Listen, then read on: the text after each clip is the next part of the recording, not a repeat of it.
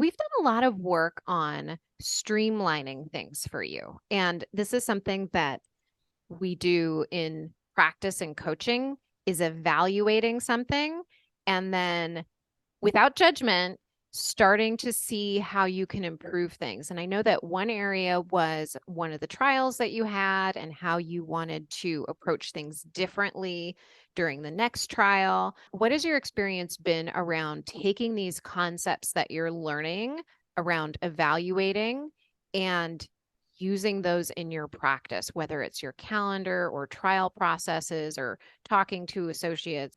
A big part of it is actually reflecting back on previous experiences and thinking about what worked and what didn't and what I want to improve. Because I think for a long time, I would have an experience like I would go to trial and it would be a whirlwind. And I would just say, thank God that's over, move on to the next thing, and Mm-hmm. not think about how I wanted to improve that experience. Because I had two trials this year pretty close back to back, which is pretty rare in my practice, it gave me the opportunity to think about what went well, what I could have done better, what happened that I felt like it went wrong, but then in retrospect wouldn't have made a difference. And that helped me figure out, okay, I'm putting in place my schedule for this coming trial.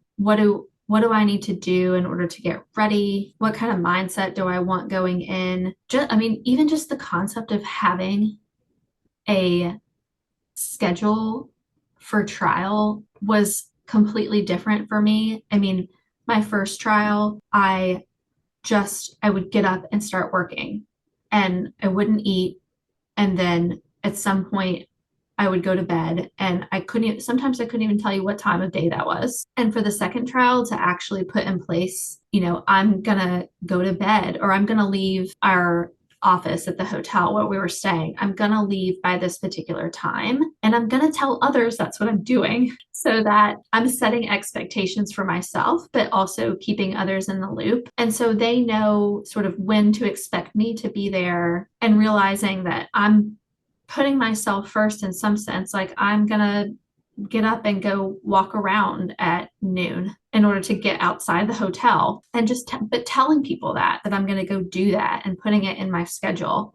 And then eventually I was able to convince associates to do it with me, treating each experience as an experiment and looking back on it to see what does work and what doesn't, and putting into place, parameters for how it's going to go. Yeah. I mean, trial is a different animal because you are putting so much focus in such a short amount of time.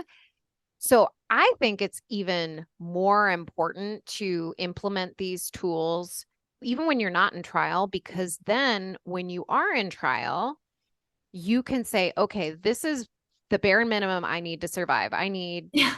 to run, I need to walk, I need to sleep X amount of hours, I need to make sure I'm eating at this time and this time. Yeah. I need to make sure I'm still functioning Yes.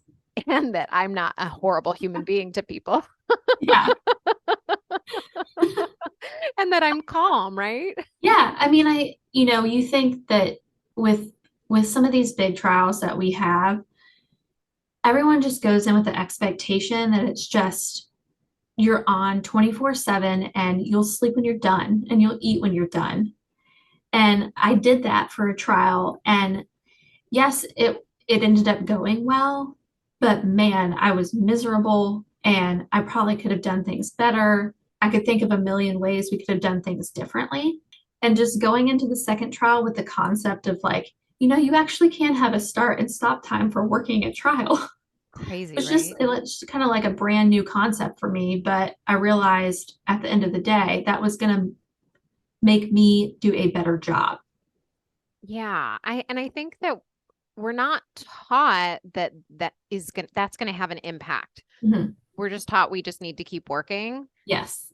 But if we just keep working over time, we're going to like say the trial's a week, right? Or 2 weeks, you do that just a few days and you start to lose your focus, your concentration, your ability to produce output that doesn't have tons of errors. Yes. So important to take care of ourselves during that. Yeah. And I think I realized too, it's one thing for me as a partner at the firm to put those stops in place for working. I know it's so hard for associates to do that because they feel like they need to work 24/7 to prove that they're committed. I think there's this pool for partners to say, well, I did it. They need to experience it too, like learn by trial by fire. Yeah, Um, that's horrible. and and I just realized like, no, it doesn't have to be that way.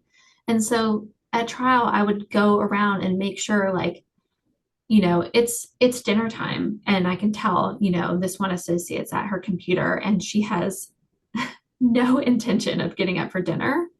It's like, no, no, no. Stop what you're doing. Let's go to dinner. If you're not there in 5 minutes, I'm coming back for you. To make sure that they're eating and that they're sleeping. And, towards the end of trial, making sure that we have a little fun.